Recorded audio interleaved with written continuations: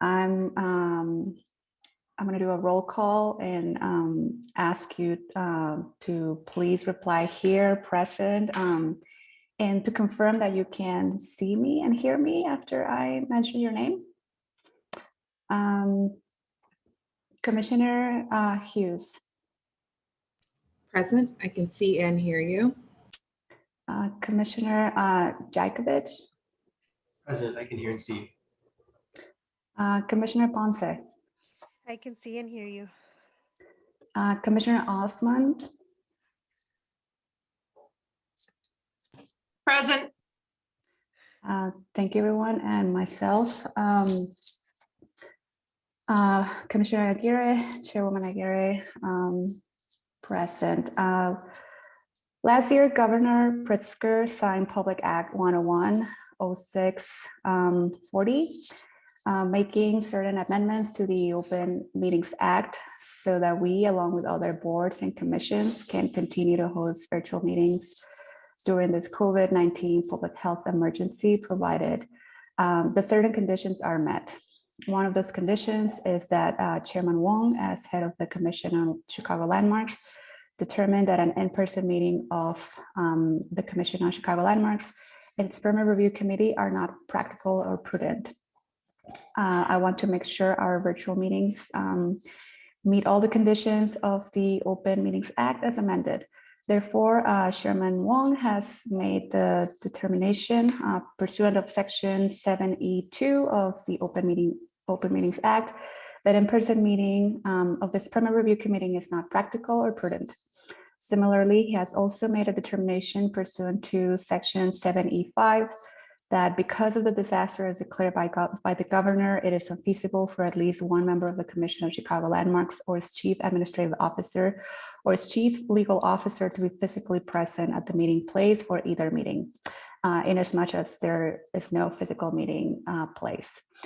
Pursuant to a resolution adopted by the Commission on Chicago Landmarks on June 4th, 2020, regarding the chairman's emergency rule-making powers, Chairman Wong issued emergency rules governing the conduct of remote public commission meetings and provisions for remote public participation effective January 19, 2021.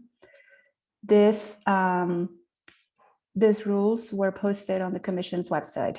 In line with these emergency rules, today's regular permit review committee meeting is a virtual meeting being simulcast to the general public via live streaming. Permit review committee meetings have been held virtually since May of last year. Meetings are structured to minimize the chances for technical difficulties.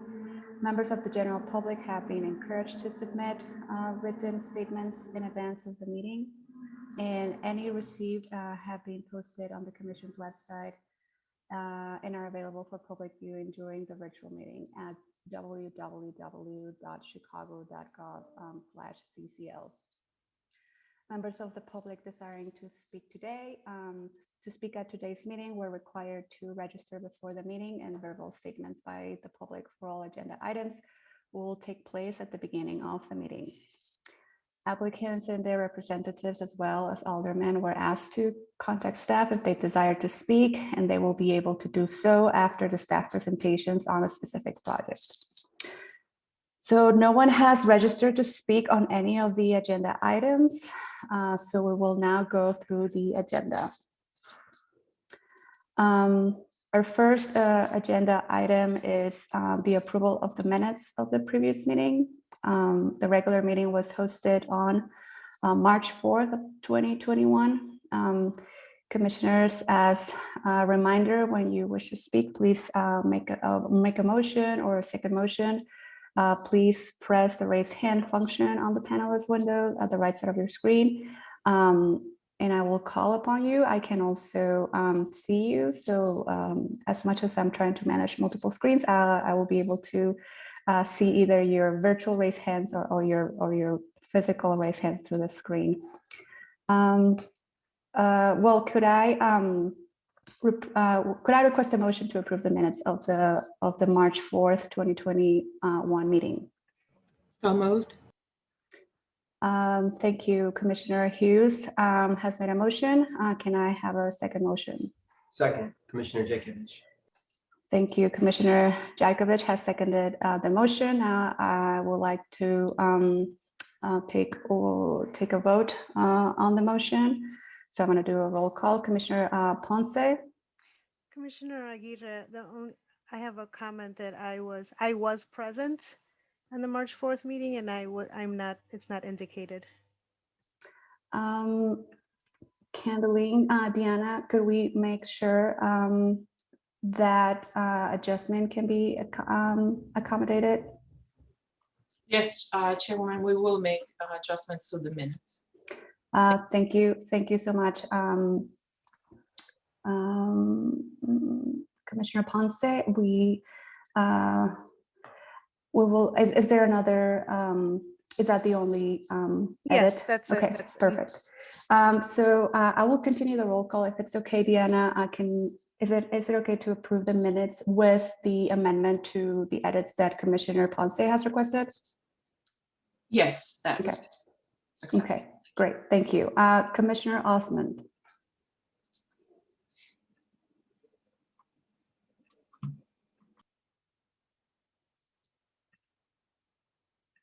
You're muted, Commissioner Osmond. Present.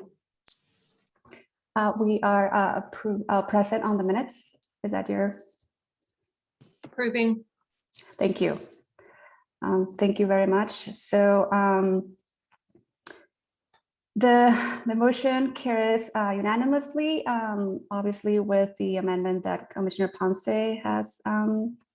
Oh, and myself, sorry, I forgot. I also approved the minutes, and obviously we will amend with adding Commissioner Ponce to that document. The minutes will be posted on the commission's website. And yeah, this motion carries unanimously. Moving on to the next item on the agenda, 4601 North Broadway in the Uptown Square District. I would like to call Larry to share that presentation. Okay, thank you, Chairman. In November of 2020, the Permit Review Committee approved this 9-story mixed-use project to replace 2 non-contributing buildings. The development has since been approved by the Plan Commission, and those 2 buildings have already been demolished, and the applicant will be submitting for a new construction permit shortly. In February of 2021, the applicant notified historic preservation staff of a proposed change to the proposed cladding materials, including the use of a larger size face brick for the upper floors of the project. It was determined that this should return to the PRC for consideration. The proposed changes will also be considered by the Plan Commission as a minor change to the Plan Development Agreement. Alderman Capel has also written a letter of support for these changes, and that has been included in your packet. The previously proposed brick for the cladding above the first floor, it was a beige brick with speckles and manufactured by Glengarry, has been discontinued. The applicants have chosen a new brick with similar color and texture, this dolomite gray smooth brick, also manufactured by Glengarry. All other proposed materials and sizes remain the same. Staff does recommend this approval of the change of the brick color as a minor modification. The primary change proposed is to modify the size of the dolomite gray smooth brick from modular size to utility size. This will affect all upper floor elevations above the first floor where the modular size brick was previously proposed. This graphic above is provided to give you a better sense of how this proposed change will affect the appearance of the facade. And then those are the dimensions of the modular brick versus the utility size brick. The Permit Review Committee has previously discouraged the use of utility size brick on primary elevations due to concern about scale and historic context. In this case, the district contains many commercial buildings which utilize a variety of historic cladding materials, from brick and limestone to terracotta tiles of varying sizes.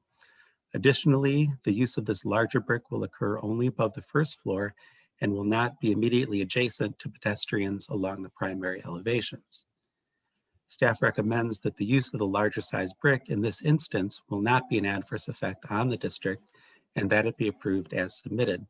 Staff notes that should this brick be approved, it is in response to this project and context, and such approval should not be interpreted as general support for utility size brick in all cases, even for projects of similar scale. Above there, you can see our recommendation for approval. And that really concludes my presentation. If you have any questions, I do want to mention that the architect for the project, Steve Rezabek of Papa George, is also on the meeting if you have any questions for him. Thank you so much, Larry. Commissioners, are there any questions for Larry about this project? I might have missed it, but was there a comparison of the original brick color in the presentation? You know, I didn't include the original brick color because it looked identical to me. But if we wanna go a couple slides past the end of the presentation, I did drop in. So that's the original material board, and this is the brick. So, you know, unfortunately, I don't have a side-by-side image, but if you want to go back a few slides and compare that to their proposed brick, I think it's really close. There we go. Maybe it's a little darker, a little less orangey, perhaps. Thank you. Commissioner Jakovich, does that satisfy your question? Okay. Yes, thank you. Any additional questions for Larry? Or for the staff? Okay. Now, we would like to hear from the applicant or the representative. If necessary, we can call on others in the applicant's party, but at this time, can we please hear from the project architect, Stephen Rezabek? Yes, good afternoon. Thank you. Steve Rezabek with Papa George Hames Partners.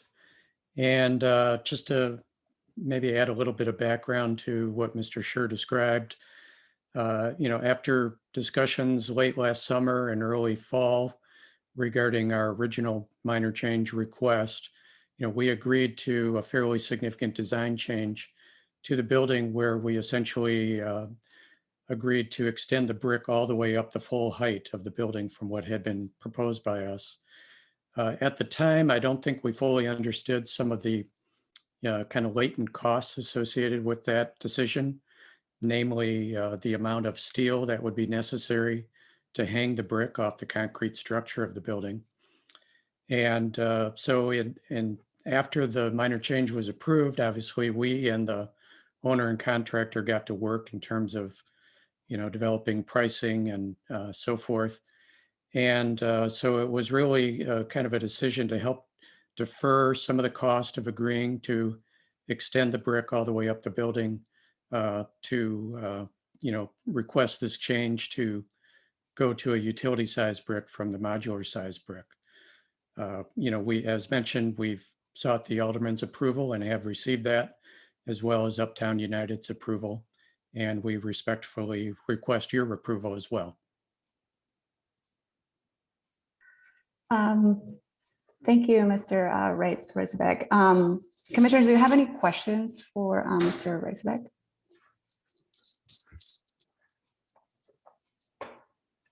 I don't see any hands up, either virtually or physically. We are familiar with this project as we have, as this commissioner, most of this commissioners have reviewed it before. So I think we have enough information to move forward with a recommendation here. Great.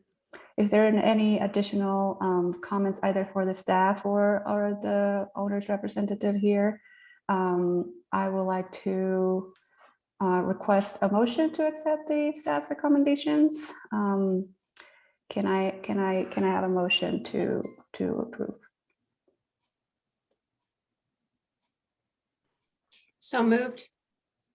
Thank you, Commissioner Commissioner Osmond. Commissioner Osmond has made a motion. Can I ask for a second motion? Second, Commissioner Ponce. Thank you, Commissioner Ponce has made a second motion. Now I would like to take a vote on the motion and I'll do a roll call. Commissioner Hughes, Yes. Commissioner Jakovic, Present. thank you. And myself, Commissioner Aguirre, I say yes. So the motion carries with 4 votes saying yes and 1 vote being present. Yes, that's the results of the votings. Thank you very much, Mr. Reisbeck, for presentation you. and good luck with your project. Appreciate it. Thank you. Okay, moving on to the next item, 1132 North Winchester. I would like to call Joyce Ramos for the presentation. Thank you, Madam Chairwoman. The subject property is a brick 2 flat that was constructed in 1886 and is a contributing structure in the East Village District. In March, the applicant sent Historic Preservation Division staff a proposal for a rooftop addition for a pre-permit review. Additions that are visible are referred to the Permit Review Committee for review and decision. The proposal is a result of the applicant's responses to staff comments to reduce the size and reconfigure the shape of the addition in order to minimize the visibility from the public rights of way. The proposed rooftop addition is 20 feet in width and 23 feet in depth and is set back 41 feet 6 inches from the face of the front facade. The 11-foot 4-inch by 7-foot 6-inch stair enclosure is set back approximately 34 feet from the face of the front facade. Shown on this slide are section drawings through the addition. The ceiling on the second floor will be lowered so that the top of the addition is only 6 foot 7 inches above the side parapet.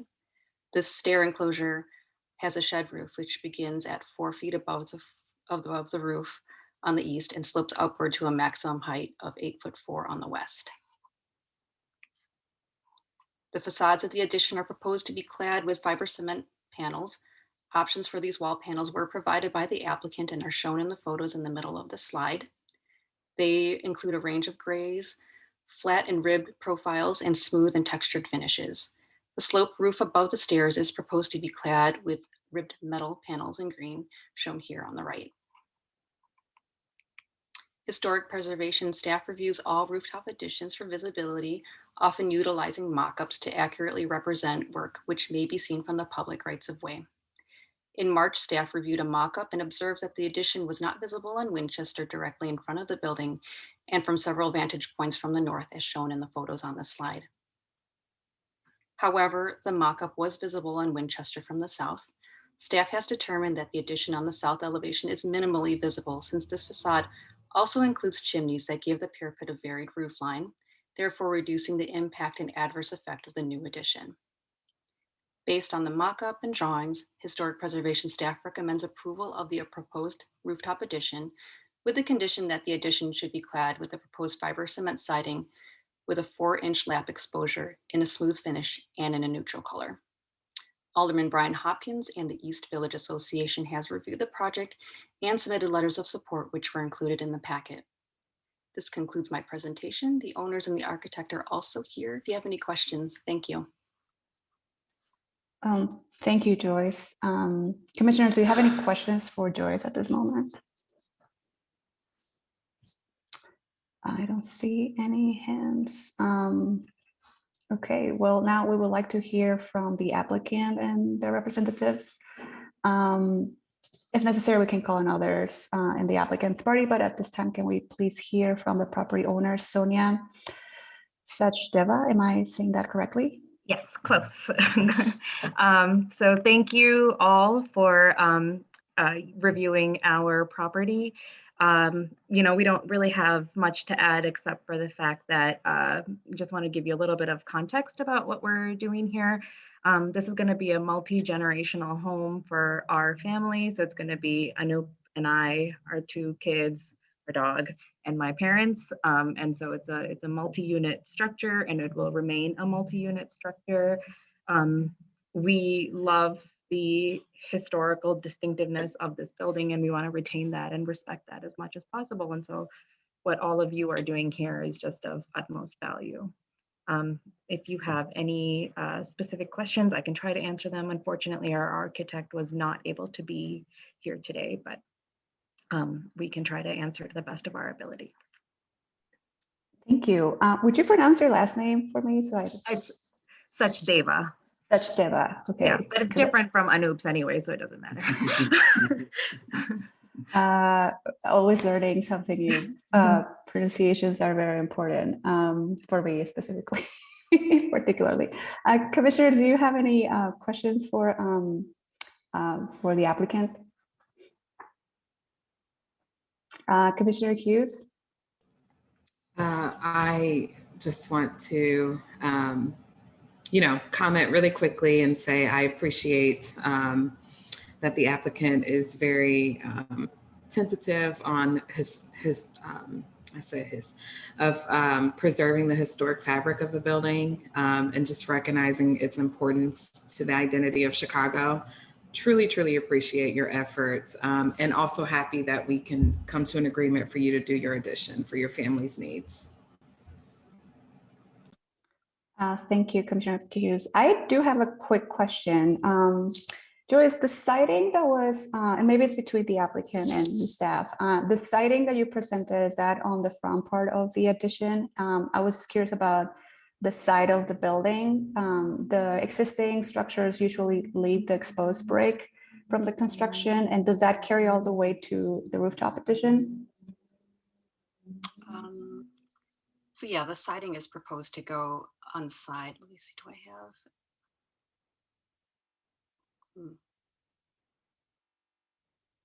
I think you had a later one with one of the mocks, yes. Yeah, so there's, I mean, if you're asking about the material on the side elevations, the existing material is just Chicago common brick. Yeah, and then the addition will be sided or clad with fiber cement siding. Okay. Thank you. Yeah, that's what I assume and remembered. Was there, I just have a quick clarification on the red portion on the top of the coping. Is that getting reclad? Did I see a green or is that staying? Okay. Oh, Thank you. oh, did that answer your question? Yeah, that's staying. That's remaining, right? Yeah, they're not. Facade. Okay. Thank you. They're just adding the addition, but no other exterior work. Thank you so much. Commissioners, last round of questions, comments, concerns. If there are not further discussion or questions, I'd like to request a motion to adopt the staff recommendations for the projects. Can I get a motion? So moved, Commissioner Hughes. Thank you. Commissioner Hughes has made a motion. Can I ask for a second motion? Second, Commissioner Jakovich. Commissioner Jakovich has provided a second motion. So I would like to just take a vote on the motion, and I will do a roll call. Commissioner Ponce. Yes. Thank you. Commissioner Osmond. Yes. And myself, Commissioner Aguirre, also yes. So the motion carries unanimously. Good luck, and looking forward for you to enjoy this rooftop edition, especially, you know, in good weather months. Thank you very much for being here with us. Have a good one. All right, so moving on to the next item, 244 East Pershing. I would like to call Emily for this presentation. Yeah, thank you, Chairwoman. Yeah, I'm off mute, okay. Wendell Phillips High School is a 3-story brick building located at the south edge of the Black Metropolis Bronzeville Historic District on Pershing Road between Prairie and Giles Avenue. The building, which was constructed in 1904, was one of several schools designed by William Bryce Mundy while he was the architect for the Chicago Board of Education. While this building is an individual landmark, it is also directly adjacent to the east to the Giles Calumet Landmark District, as you can see on that map.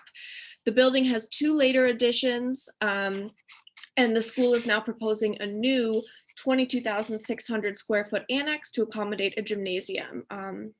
The other thing to note just is that the project is receiving TIF assistance. So here's just a little bit of context for you. You can see on the top photo, the Giles Calumet District, and then the school. These are both kind of looking at the parking lot where the new addition will be sited.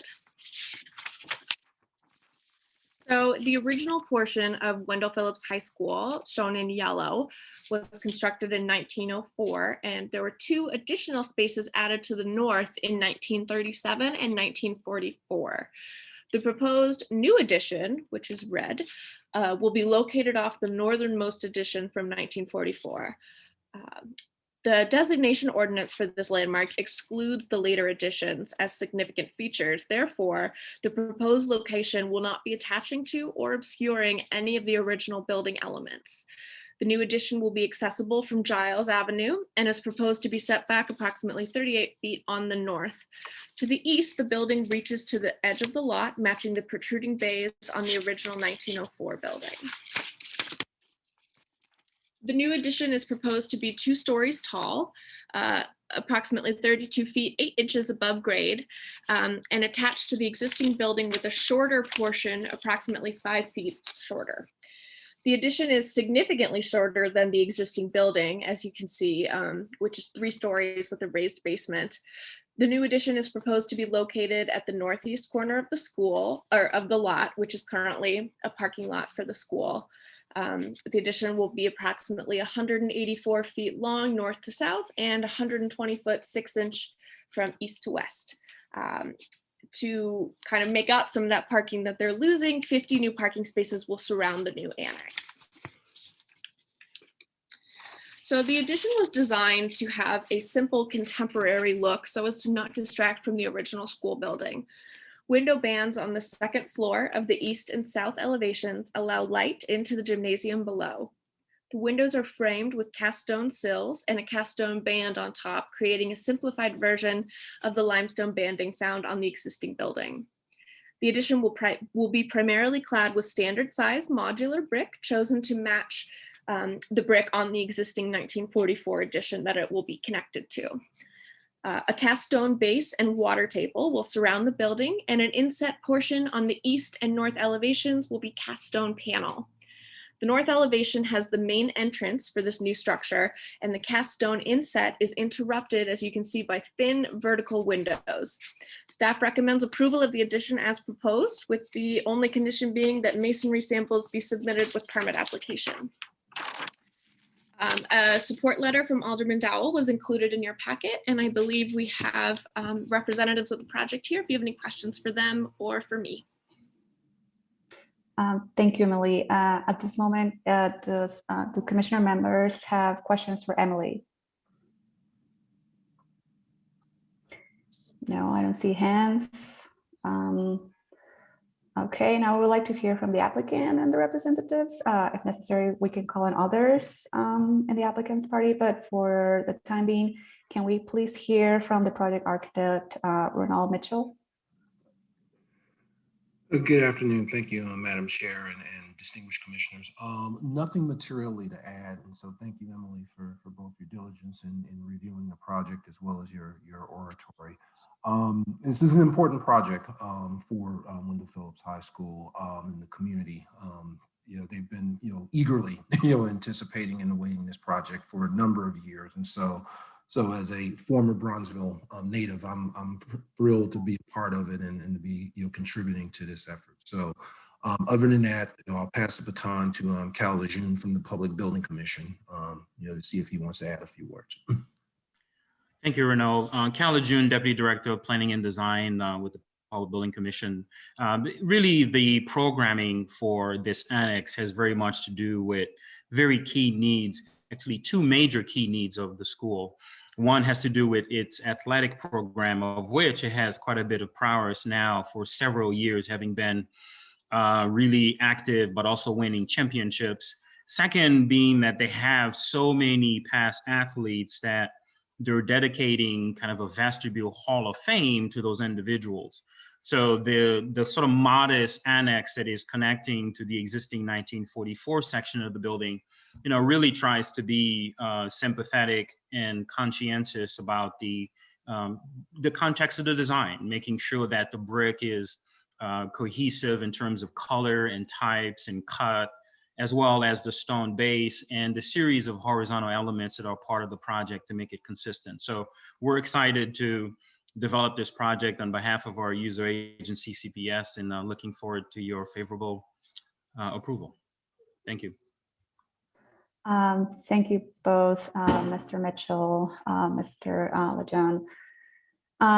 Commissioners, do you have any questions for either of them?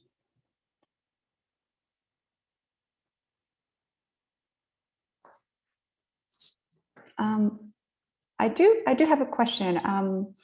There is, if you don't mind, Emily, bringing back some of the slides, especially the corner view.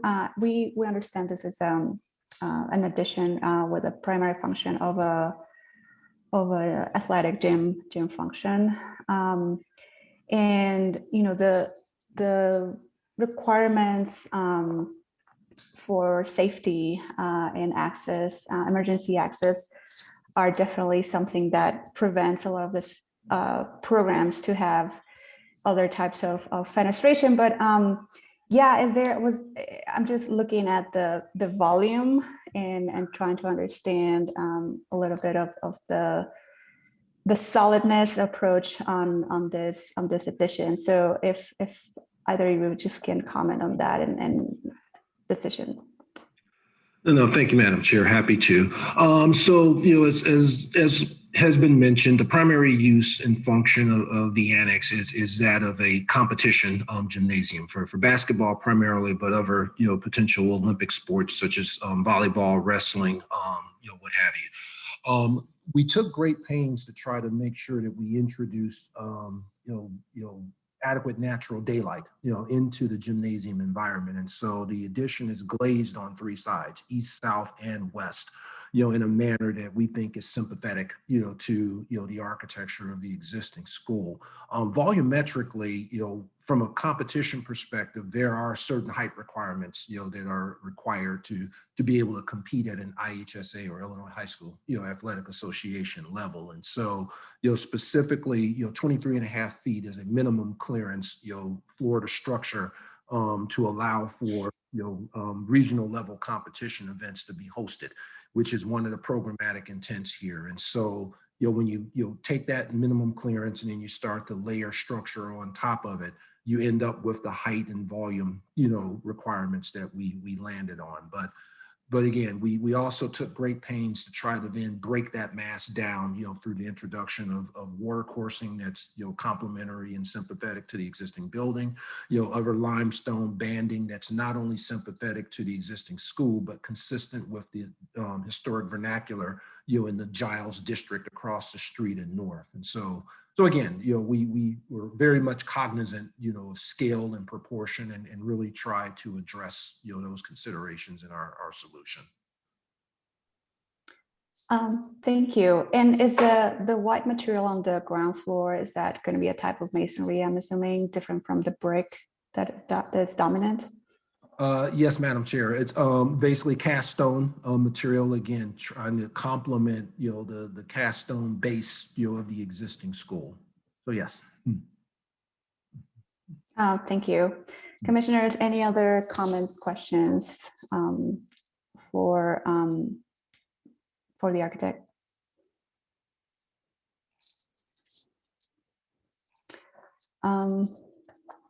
Okay, if there's no further questions, I'm very familiar with this school.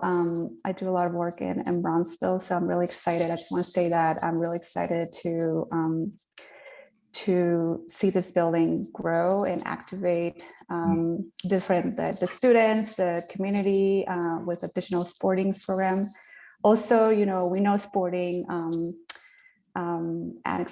spaces will become community centers, basically. Like they're basically used in many multiple different ways. So I'm excited to see this project specifically in this building growing and accommodating more activities. Commissioner Hughes, you have your hand raised. Yeah, I second Chairwoman Aguirre's comments on, just the excitement to bring more into our communities. I guess my question is, this corner, the entry corner, it seems it's very prominent, and it's clearly, drawing us into the entry. Is there anything that's going to happen with that top portion? I don't know, signage or anything that will bring people, I guess, even more into the space? No, Commissioner Hughes, thank you for your question, and it's an excellent one. Ms. Barton will note that in our full package that was submitted for staff review, we did have a depiction of dimensional letters for signage along that north facade identifying the school. However, it must be noted that we're in the process of doing a full survey of signage for the entire Wendell Phillips campus, and as the architects and design professionals know, the zoning ordinance limits, both quantity, scale and character of the amount of signage that can be applied, to any given, campus or structure. And so our position as architects is that, this addition warrants, some sort of identity, being there. However, we're hedging, candidly until we go through those conversations with zoning and get formal. Yeah, no, that sounds good. Sounds like you're on the right side of that argument. So fingers crossed that you're able to, because it's like I said, the banner at the top is really a prominent place to leverage and draw people in even more. Thank you. Thank you, Commissioner Hughes. Any other contributions or questions, commissioners? I see no hands, either virtual or physical. Okay, if there's no further discussion, I'd like to request a motion to adopt the staff recommendations for this project.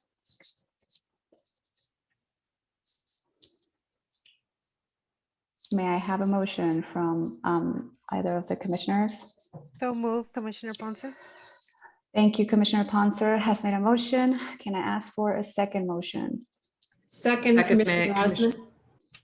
I heard two. Commissioner Osmond, I think you went first. Thank you. So we have a second from Commissioner Osmond. And I would like to take a vote on the motion. Commissioner Ponce. Sorry, you did the first one. Commissioner Jakovich. Yes. Commissioner Hughes. Yes. Commissioner and myself, Commissioner Aguirre, I also vote yes. So this motion carries unanimously. Thank you so much, Mr. Mitchell, for your presentation, and Mr. Legend for being here in support of this project. We're really excited to see our social infrastructure expanding and getting public dollars in support of our communities. So thank you so much and good luck. All right, thank you, Madam Chair, and Commissioners, and Emily, thank you all for your time and consideration. Thank you. Have a good rest of your day. Thank you. Moving on to the next item, 3118 South Prairie. I would like to call again Joyce for a presentation. Thank you, Madam Chairwoman. The applicant is proposing to construct a 2-story single-family residence on a vacant lot in the Calumet Giles Prairie District. Over the years, deterioration of individual buildings has resulted in demolition of historic structures, leaving large sections of vacant lots. Immediately north of the subject property are 2 vacant lots, and immediately to the south is a 2-story masonry single-family residence built in 1993. The lot is approximately 20 feet wide and 135 feet deep. The proposed building is 19 feet wide and 55 feet deep and will have a 19-foot front yard setback and 3-foot side setbacks on both sides. A detached 1-story, 2-car garage is proposed to be located at the rear with alley access. The proposed front facade is clad with modular brick in the color Harvest, which is a range of orange hues. The cornice features corbelled brickwork that creates a slight projection with smooth limestone and a brick soldier course above, topped with an aluminum coping to match the color of the limestone. The window heads, sills, and water table are proposed to be smooth limestone. The windows on both floors will be 6 foot tall, gang double hung clad wood windows. The brick will wrap around on the side elevations for 15 feet, with the remainder of the side elevations and rear elevation to be clad in a smooth fiber cement siding in an iron gray color. Shown here are the streetscapes elevations on Prairie, with the subject property highlighted in yellow at the bottom right. The historic buildings in the district exhibit a range of architectural styles that characterize residential construction during the late 19th and early 20th centuries, as well as distinctive architectural detailing and craftsmanship. Narrow building proportions, 2 to 3 story building heights, and a predominant use of masonry are consistent historic characteristics of the district. A variety of building types were constructed and included freestanding single-family residences, attached row houses, and flat buildings. The first floor level of the proposed building is 5 foot 4 inches above grade, which is consistent with the stoop heights of the historic buildings on the block. The building is proposed to be 28 feet, 8 inches to the top of the coping, which is lower than the immediately adjacent historic buildings on the block. However, in the wider district context, there are other 2-story historic buildings that are 30 feet high or less, making the proposed height compatible within the district.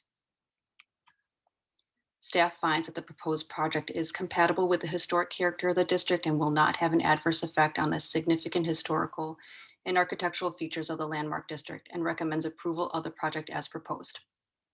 Alderwoman Pat Dowell and the GAP Community Organization has reviewed the project and submitted letters of support, which were included in your packet. This concludes my presentation. The property owner and the architect are here if you have any questions. Thank you. Thank you, Joyce.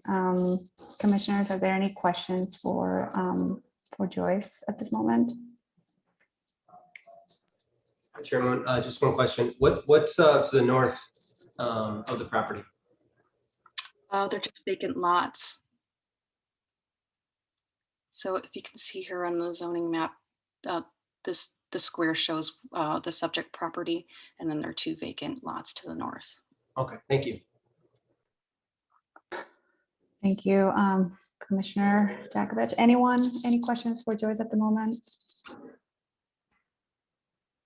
If not, now we would like to hear from the applicant and the representative. So can we hear at this time, please, from property owner Tom Boney? Hello. Good afternoon. Hi, good afternoon. Can you hear me?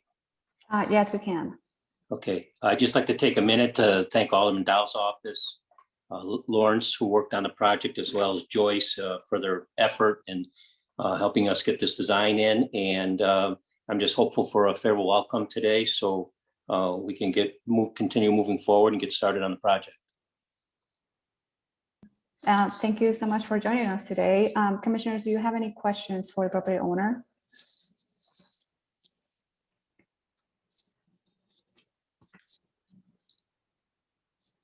It does seem we reviewed recently multiple projects in the same district, so I think this is very fresh in our memory.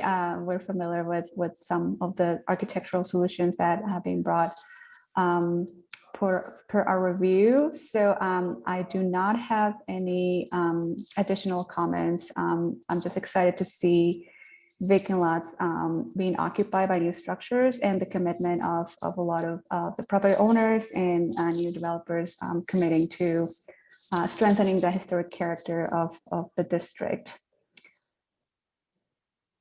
Commissioners, any questions either for or comments for the property owner or the staff at this moment?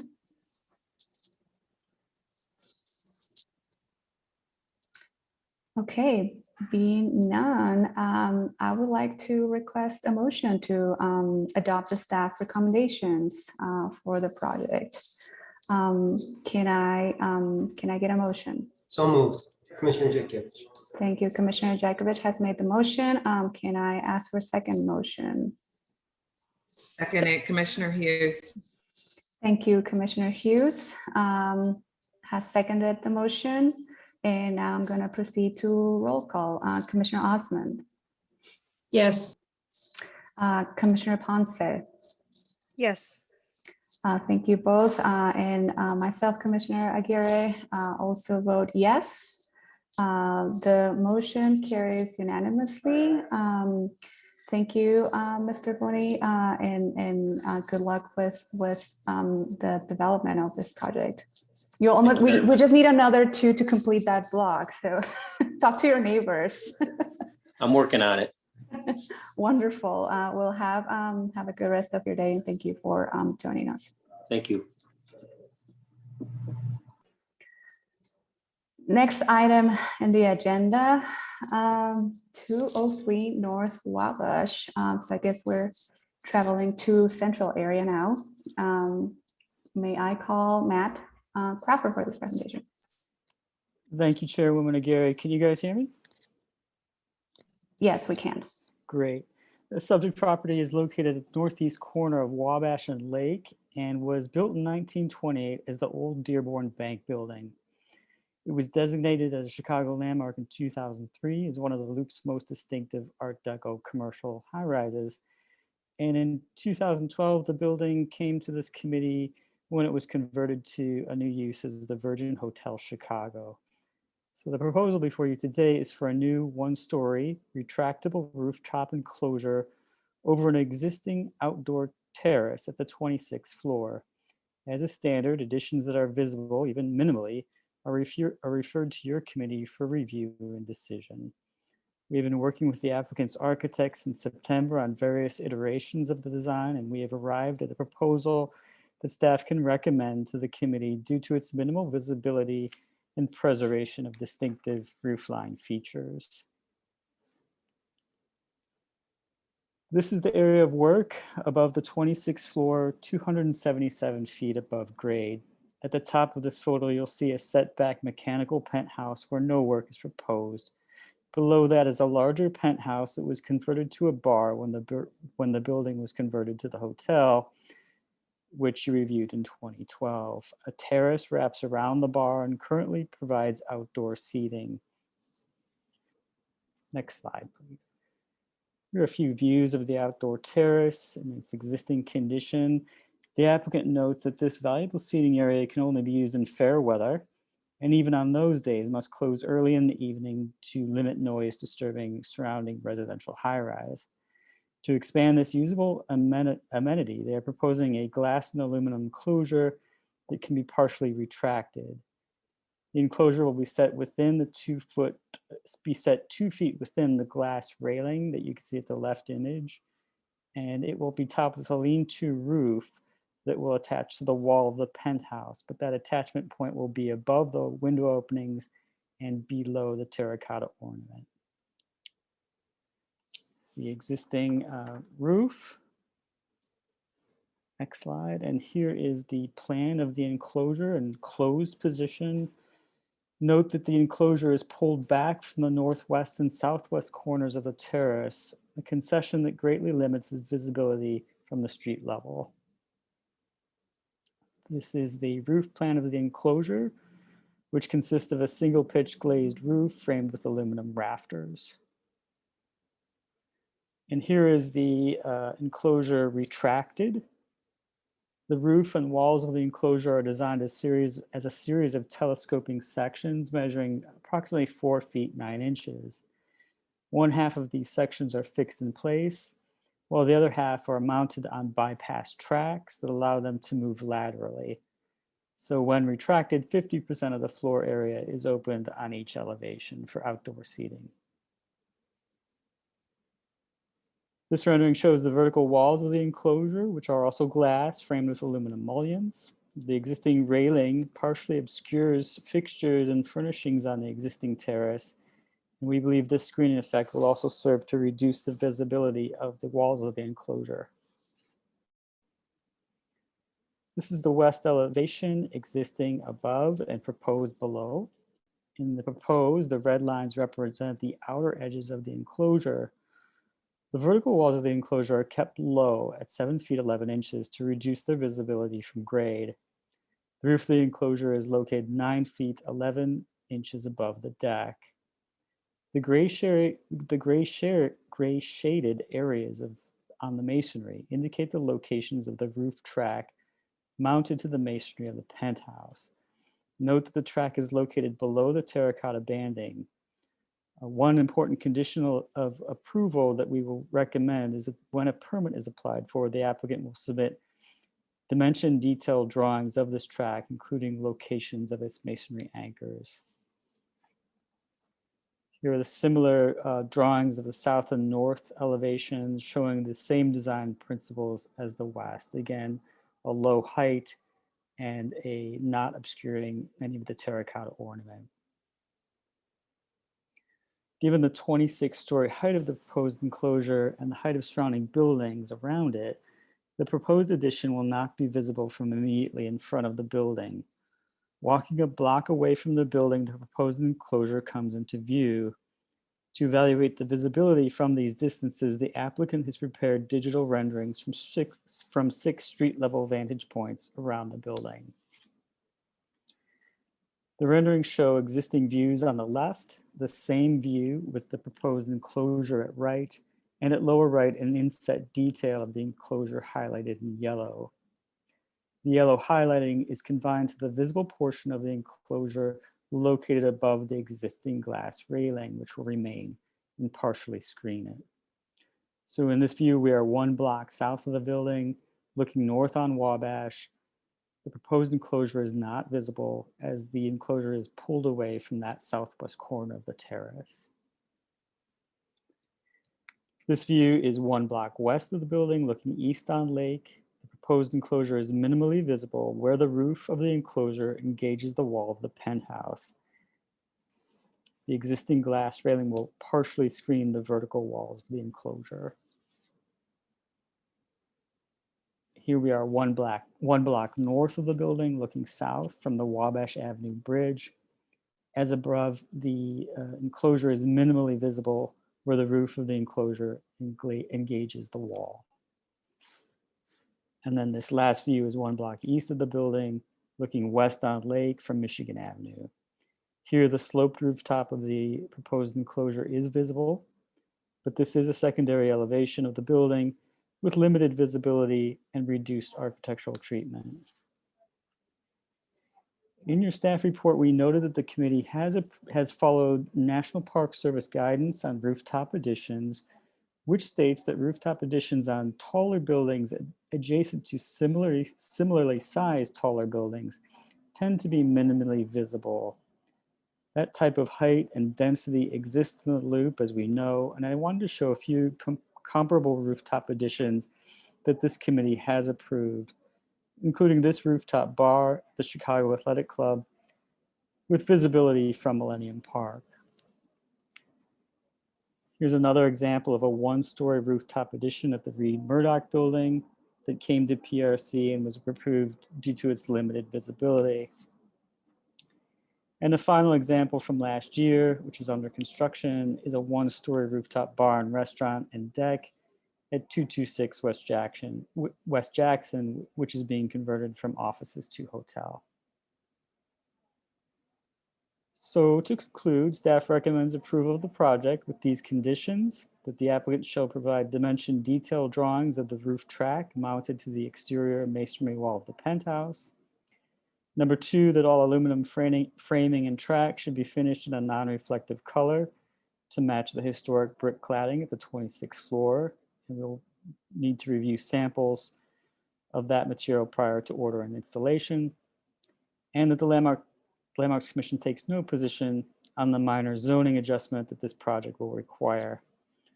Alderman Riley's office has seen the plans for this enclosure and had no objection in bringing this before you.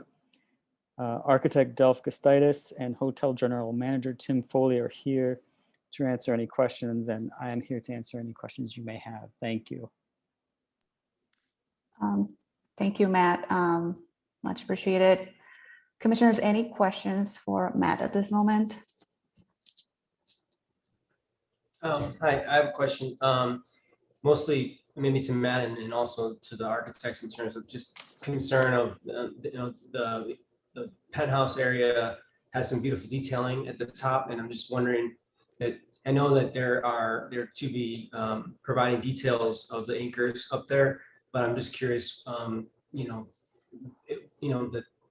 what kind of care does historic preservation have when they review that, and just to be cautious about that, because there's some beautiful detailing up there. Thank you, Commissioner Jakovic. Does either Matt from staff, do you want to respond, or you would like Sure. the project architect to I can take that question? I can Okay. start, and I think the project architect should address that as well. Okay. One of the earlier iterations of the proposal would have obscured that band of terracotta, and we were able to work with the applicant's architect to get that track down to a smaller dimension. And part of that was to resulted in limiting the amount of retractability that they can pursue, because each retractable section would require its own bypass track. So at the most, there are only 2 tracks at any location. To have more retractability for each section, you'd have to have an additional track, which raises the overall height, which then was impinging or obscuring that terracotta band. So we wanted to make sure that that did not occur, and they were able to comply with that. We also wanted to make sure that any anchors that are used to fasten these tracks are into mortar joints. And we've been assured that that is possible, and that will be part of that additional detailed drawings that we'll need to see before we can approve the permit. Thank you, Matt. Now we'd like to hear from the applicant and the representatives. Can we please hear from the project architect, Del Gustitis, that's here? Yes, good afternoon. I'll start with a little bit more description on that last question from the commissioner. If you, I guess on this view, you can see that the darker brown colored brick is shown surrounding the doors, sliding doors that lead to the deck. That browner brick is not original to the building. That was added at the time of the conversion to the hotel. So we're going to do what we can to try to use that brown brick as anchoring point, but also we're very much advocates of historic preservation and stewards, and we appreciate the detail and the integrity of the terracotta up there on this building. So we will do our best to keep everything below the terracotta. And we've been meeting with manufacturers of these types of systems, and the 2 that we are looking at right now both have assured us that the tracks, they've given us the track sizes, and we will be underneath that terracotta banding. And the anchorage, as Matt said, will be into mortar joints versus into any masonry units. Thank you. Commissioner Hughes, you have a question, comment? I do. Thank you for your description and what you guys are doing. I greatly understand that a lot of especially historic buildings have had to figure out a way to move forward in times like now. I saw that you guys have the separation and division for social distance friendly spaces that are required everywhere now. I do want to ask though, the connection points where this band of structure is going to come, are you guys making it flexible so that it can be removed in the future, and the detailing behind it can remain? Yeah, the way it's just going to simply attach to the wall to the existing wall, and it is a removable feature that if someone in the future wants to remove it, it can be removed, and there will be some anchor holes to patch, but there's not going to be any significant reconstruction necessary. Awesome. Awesome. Awesome to hear. Thank you. Thank you, Commissioner Hughes. Anyone else, commissioners, any questions either for the staff, for Matt, or for the architect, the project architect?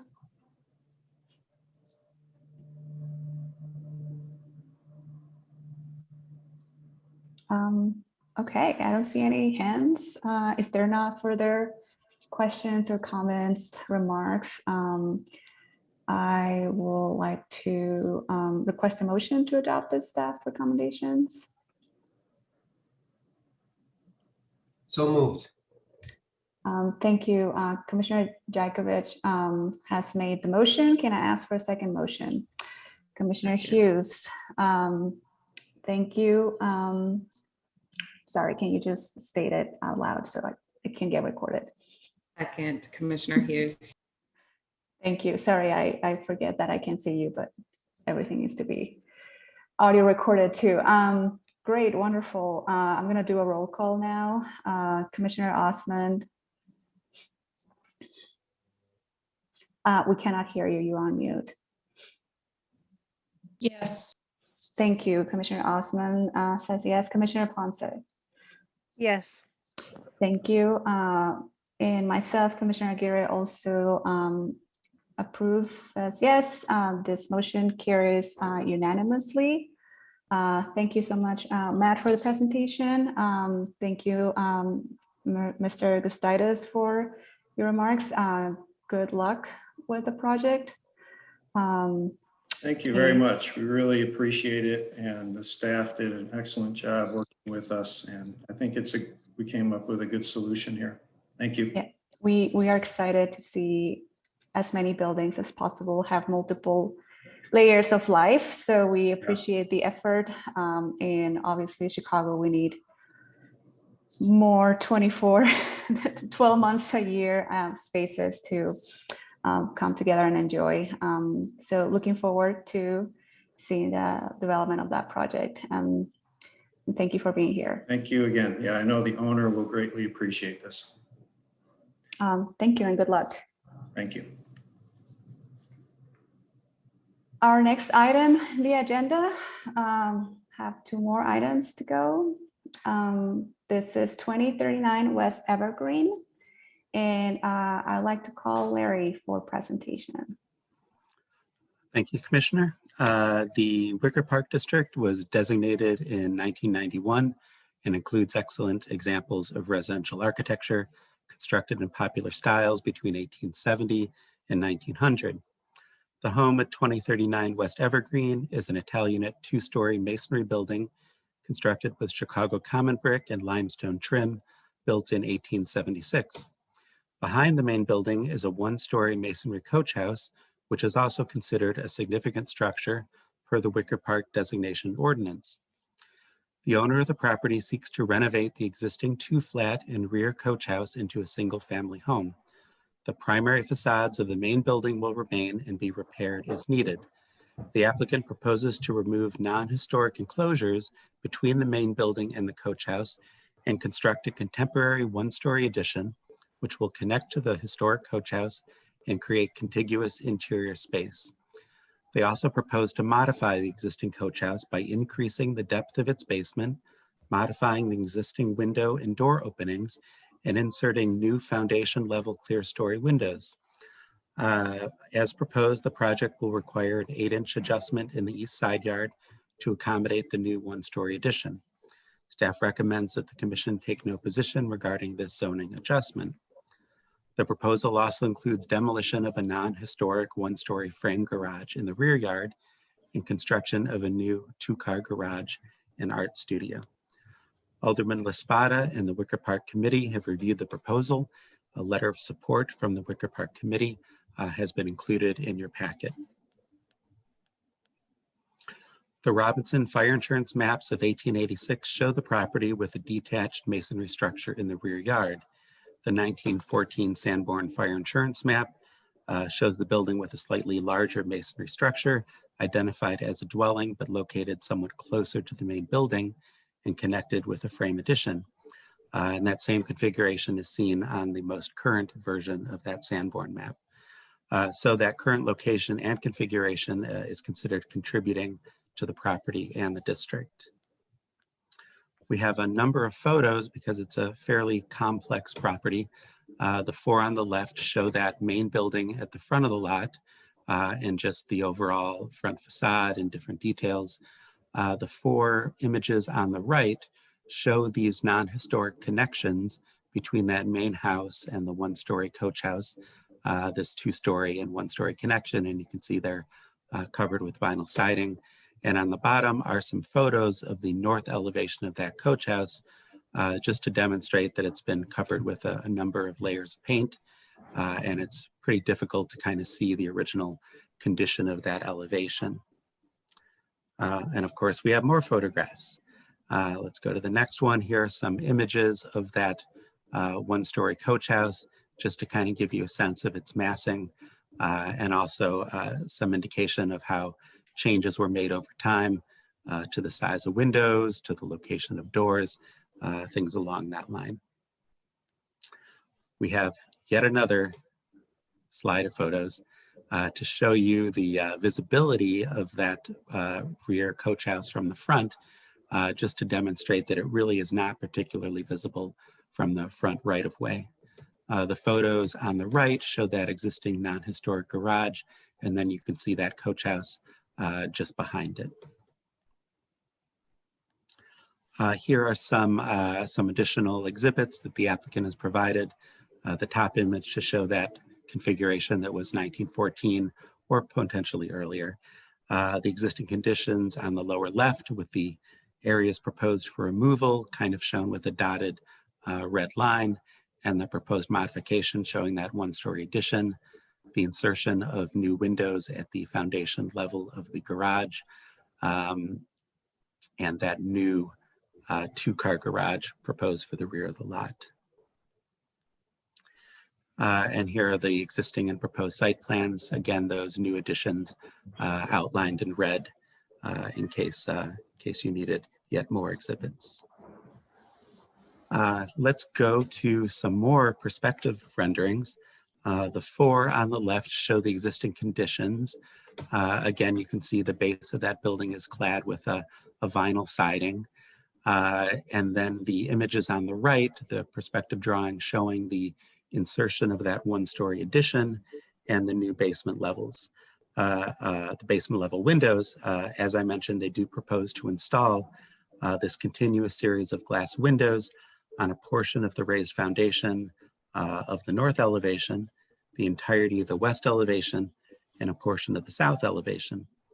The remainder of the foundation level of that coach house is proposed to be clad with vertical boards.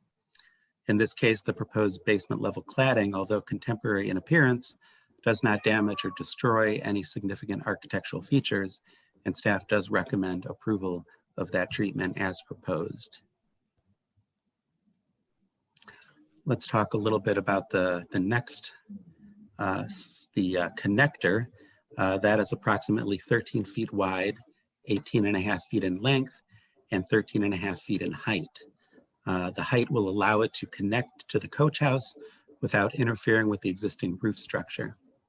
Access to the side yard is provided by a large sliding glass door. As noted, the north elevation of the coach house has been substantially altered, and this attachment will not further impact any significant features.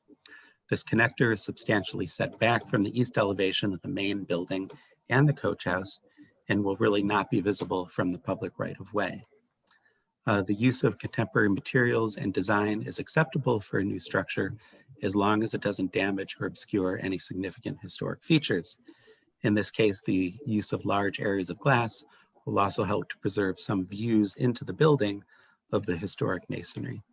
Staff recommends approval of that proposed connecting addition as submitted.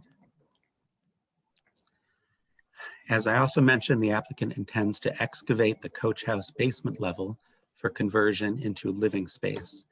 They provided photos and an analysis of the existing foundation system, which consists of a concrete foundation wall, a 3-foot-high frame portion of the foundation above grade, topped with a timber sill supporting the masonry structure above. As part of the program, they propose to remove and replace the existing frame and timber above grade portion of this foundation system and install a new steel support system. Per the submitted details, the existing masonry structure will be braced in place and supported while a new foundation is constructed. The commission has approved of a foundation replacement, provided that the building remains in the same location and there is no increase in the building height. So, and here's a slide just showing the proposed garage, which is a two-car garage, a one-story structure with some workspace adjacent to the garage bays. We are proposing approval with a couple of conditions. One is that they provide a report by a licensed structural engineer clarifying how that existing building will be braced and supported in place. And two, that if it does in fact need a zoning adjustment or variance, that the commission would not take a position regarding that request. So that's it. That's a lot of graphics, but if you have questions for my presentation, I will certainly take those. I believe the architect is also in the meeting if you have questions for them. Thank you so much, Larry. Commissioners, do you have any questions for Larry at this moment? I do. Commissioner Osmond, go ahead. So this is maybe more of a holistic question because this is landmarks, but do we ever get into discussions about taking a multi-family unit dwelling and making it into a single family unit dwelling when we're concerned about affordable housing in the downtown core? Or is that a separate department? That's a separate department. So I agree that is a concern, but it really doesn't relate to our review criteria. And we really look at projects based on preserving what's historically significant about the building, even if it changes the use. So yeah, we don't really get into that, but perhaps the architect could address that question better than I can. Thank you for that consideration and that question. Commissioner Osmond, do you want to ask a similar question to the owner, or would that satisfy? I mean, it's not satisfying, I guess, but does that respond? Yeah, I think it's frustrating, but that seems to be what it is. I appreciate that comment. Commissioners, any other questions for Larry? Or the staff's presentation, about the staff's presentation? I do. Larry, can you speak about if there were any, it seems that it's a very unique situation, right? We usually ask, or at least in the time that I've been in the commission, we're usually asked to address or respond to additions on top of buildings. This is one of the first times that I'm seeing excavation and freeing and changing the articulation of that separation between the floor and the slab that separates the building structure from the basement. So were there multiple options that were submitted for that fenestration? The opening obviously is very modern, very radically different. So if you have any just additional information about iteration of options that happened during that review process?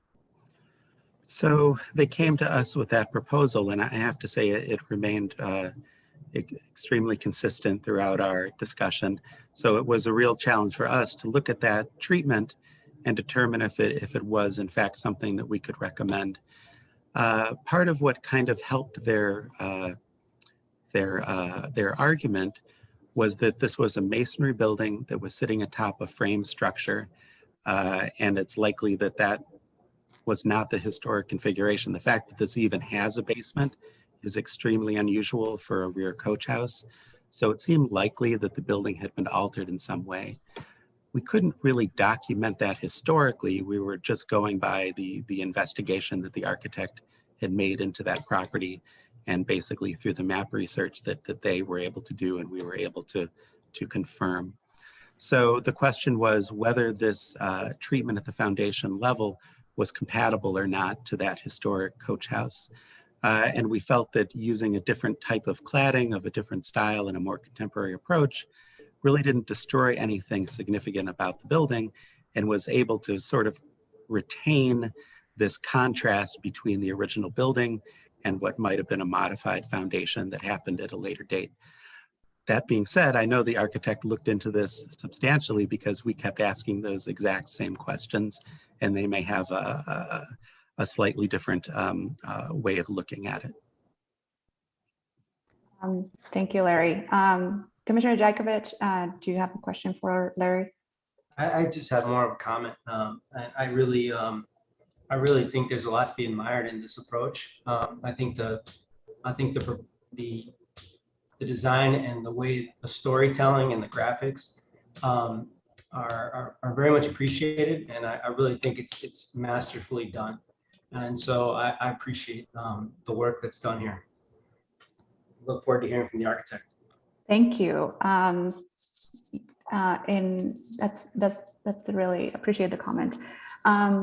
Well, commissioners, if there's no other questions for Larry, I'm going to proceed and call the project architect to share more about the project. Is Andy Tinucci here? Can you hear me? Yes, we can. Hi, good afternoon, everyone. Thanks, commissioners, so much for having us. Larry, thank you as well for all the time and effort you've put in. Brian Foote, the project architect, couldn't be here today. He's on spring break with his family. So I'm Andy Tinucci, principal at Woodhouse Tinucci Architects. I think that Larry's presentation and these questions have kind of hit the nail on the head. There's this incredible history in the city of Chicago of these buildings, these old workers' cottages. There's all these additions that had been done to this building that had kind of taken away the character of the individual structures with these kind of globbed on additions. So our first move to remove those additions and to free those buildings up was really key and paramount to the project. And then there's also this history in Chicago of these coach houses being raised, lifted up.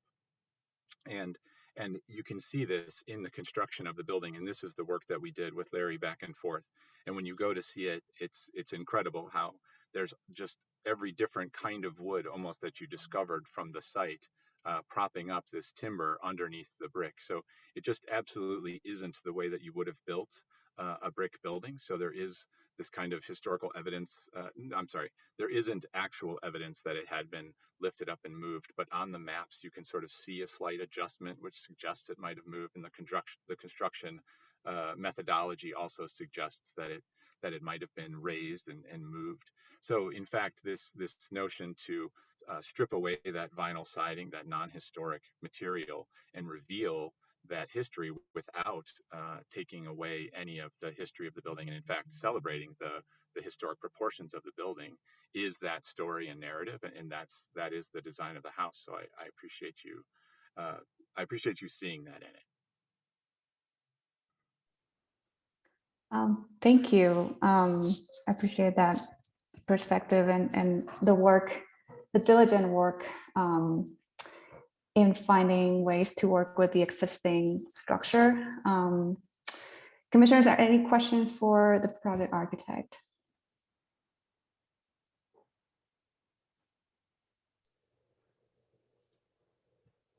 I have a non-historic question.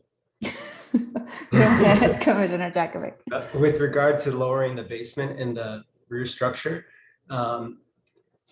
is there sort of like a foundation concern from a water standpoint of water?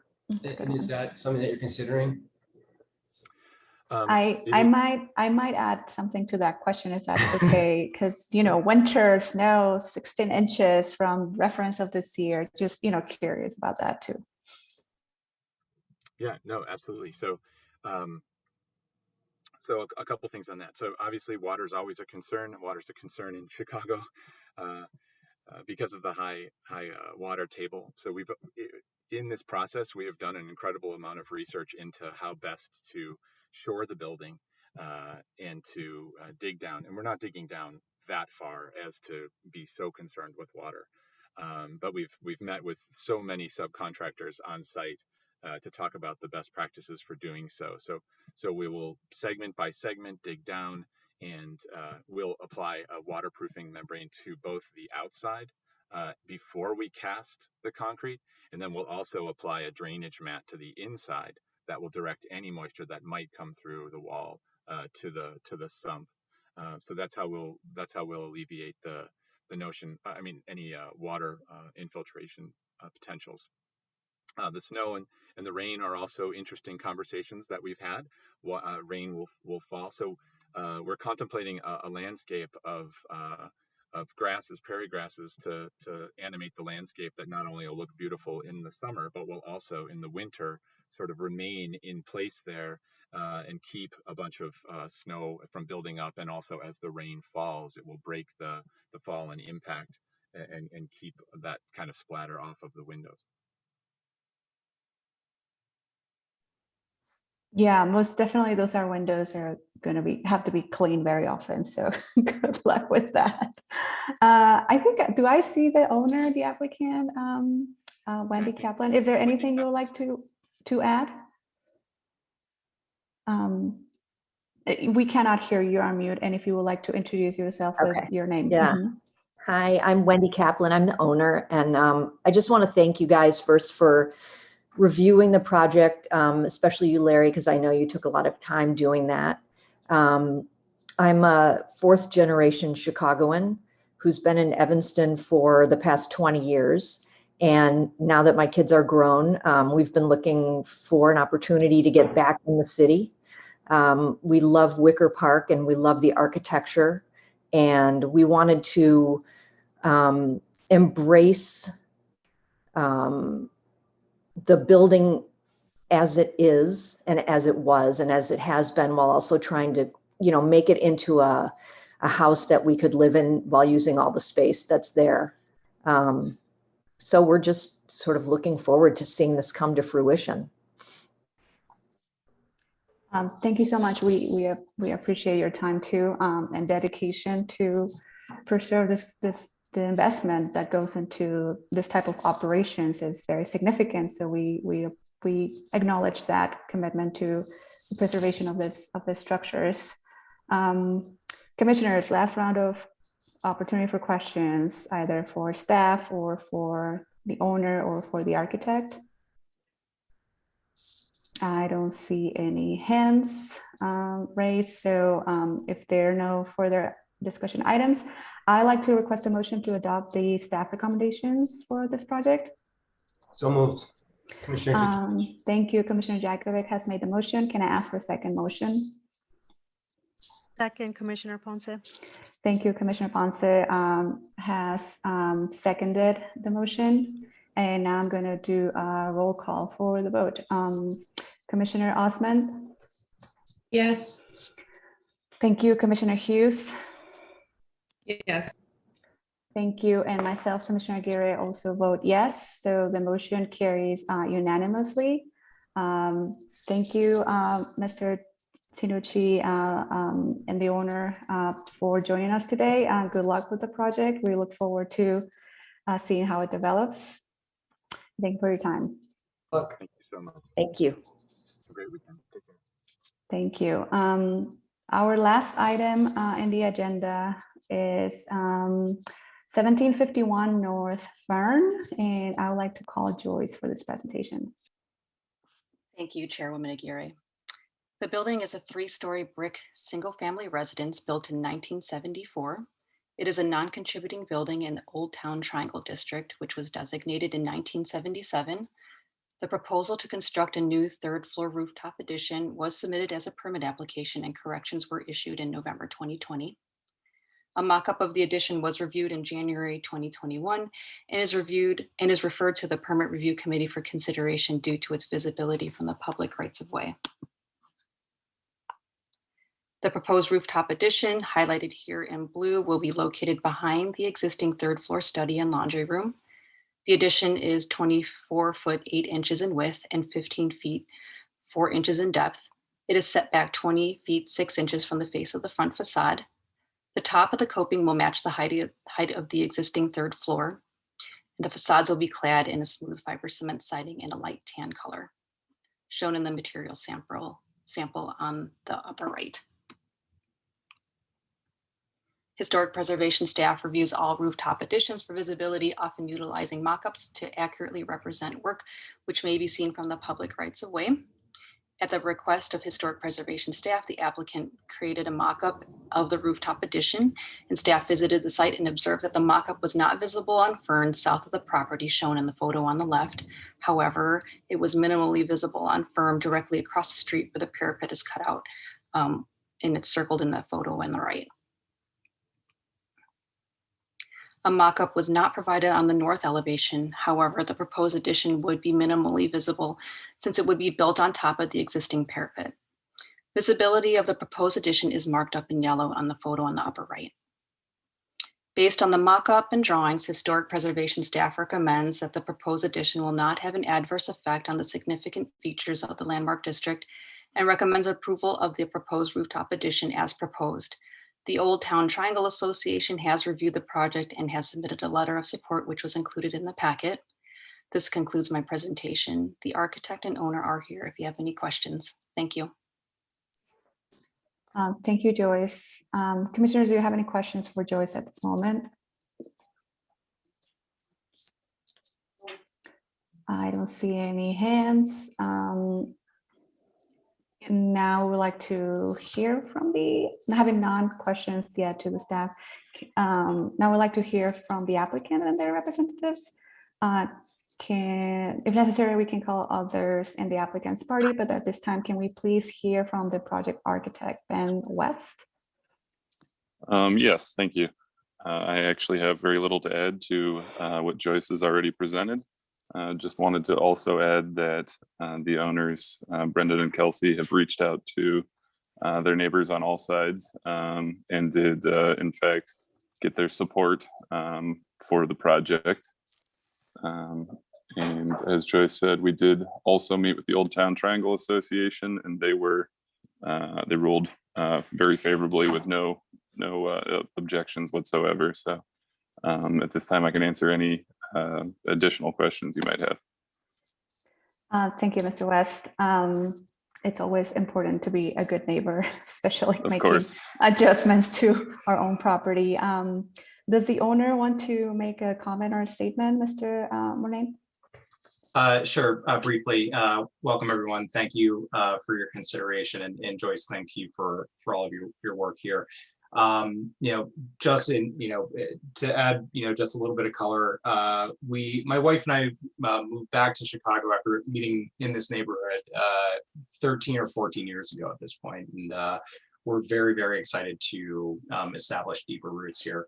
And we've been in the house for about a year and a half or 2 years, and we're planning on family expansion. So we couldn't be more thrilled and excited to be in front of you today and to move forward this project. So thank you all for your consideration. Thank you, Mr. Mornay. Commissioners, do you have any questions either for the project architect, the owner, or Joyce? Yeah, this seems a very straightforward adjustment and addition.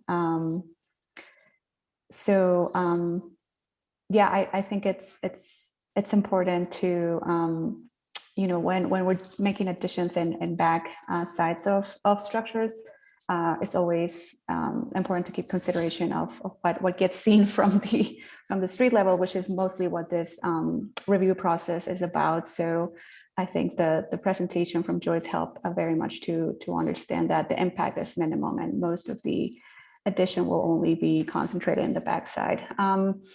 Well, I'm excited for you to enjoy that terrace and that additional space. And if there are no further comments and discussion from the commissioners, I would like to request a motion to adopt the staff recommendations for this project. I so move, Commissioner Osman. Commissioner Osman, thank you.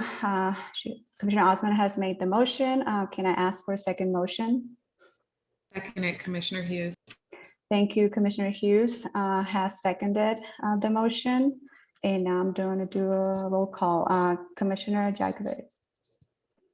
Yes. Thank you. Commissioner Ponce. Yes. Thank you. And myself, Commissioner Aguirre, also vote yes. So this motion carries unanimously. Let the record show that. And thank you so much, Mr. West and Mr. Mornane. We're excited for this and also for your extended family plans. I know that's also a big consideration when acquiring property. So good luck.